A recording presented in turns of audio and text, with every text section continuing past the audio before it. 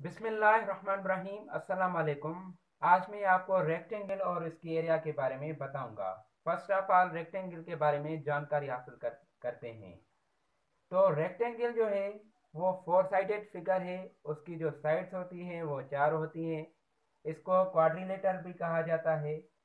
और इसकी जो साइड्स है वो दो डिफरेंट साइड होती है। इसकी जो साइड्स है वो दो मुख्तलिफ होती है। यानी एक बड़ी साइड होती है और एक छोटी साइड होती है। बड़ी साइड को लेंथ कहते हैं और छोटी साइड को ब्रेड्थ कहते हैं।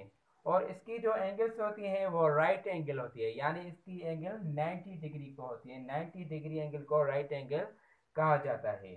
और उसकी जो अपोजिट साइड है यानी सामने वाले साइड जो है वो बराबर होती है और पैरेलल होती है। पैरेलल मीन्स इसकी जो अपोजिट साइड है सामने वाली वो आपस में मिलती नहीं है।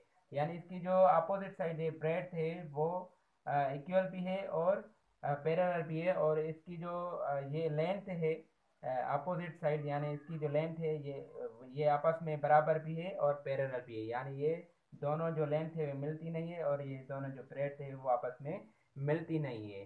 जैसे लेंथ और ब्रेड्थ है आपस में मिलती है, ये पैरेलल नहीं है। और यहाँ मैंने रेक्टेंगल ड्रा किया है। तो आप इसकी लेंथ और ब्रेड्थ कैसे पहचानेंगे? अभी मैंने आपको बताया कि बड़ी साइड को लेंथ कहते हैं और छोटी साइड को ब्रेड्थ कहते हैं। तो सिंपली यहाँ जो है ऊपर वाली साइड ये क्या है, इसकी ब्रेड्थ है। यानी जो दो अपोजिट यहाँ साइड है ये क्या होगी, ब्रेड्थ होगी। और जो इसकी बड़ी साइड है वो क्या होगी, लेंथ होगी। और ये दोनों अपोजिट साइड जो है इसकी क्या है, लेंथ है। तो इसकी अपोजिट साइड क्या है, पैरेलल भी है, इक्वल भी है। ठीक है, मैंने आपको अभी रेक्टेंगल के बारे में बताया। और अब इनकी एरिया के बारे में मैं आपको बताऊंगा। फर्स्ट ऑफ ऑल मैं आपको बताता हूँ कि एरिया किसको कहते हैं। जो भी चीज़ प्लेन सरफेस पर जगह घेरे उसकी घेरी हुई जगह को एरिया कहते हैं। मसलन यहाँ रेक्टेंगल ने जगह घेरी हुई है प्लेन सरफेस पर, बोर्ड भी एक प्लेन सरफेस है। यहाँ रेक्टेंगल ने जगह घेरी हुई है तो इसकी घेरी हुई जगह को क्या कहेंगे, एरिया कहेंगे। मैं आपको डायरी का भी मिसाल देता हूँ। मसलन मैं यहाँ डायरी रखता हूँ, ये यहाँ मैंने यहाँ डायरी रखता हूँ। और यहाँ प्लेन सरफेस पर डायरी जो भी जगह घेरती है, जो भी अपने चारों तरफ जगह घेरती है, इसकी घेरी हुई जगह को क्या कहेंगे, एरिया कहेंगे। तो एरिया ऑफ रेक्टेंगल हम कैसे मालूम करते हैं?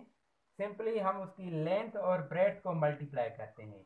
उसकी लेंथ और ब्रेड्थ को मल्टीप्लाई करते हैं तो हमें एरिया ऑफ रेक्टेंगल हासिल हो जाती है, मालूम हो जाती है। तो यहाँ मैंने एरिया ऑफ रेक्टेंगल के का फार्मूला लिखा है लेंथ से इंटू ब्रेड्थ। तो ये थी आज के बारे में topic rectangle and it's area. तो इंशाल्लाह नेक्स्ट वीडियो में किसी नई टॉपिक के साथ हाजिर होंगे। और मैं आपको एक गुजारिश भी करूंगा, रिक्वेस्ट भी करूंगा, अगर आपको मेरे लेक्चर समझ में आते हैं और आपको पसंद भी है तो प्लीज़ मेरे चैनल को सब्सक्राइब कर लें ताकि आपकी मुझे सपोर्ट हासिल हो और मैं और वीडियो बनाता रहूँ। तो तब तक मुझे इजाज़त दीजिए। Thank you very much. God bless you.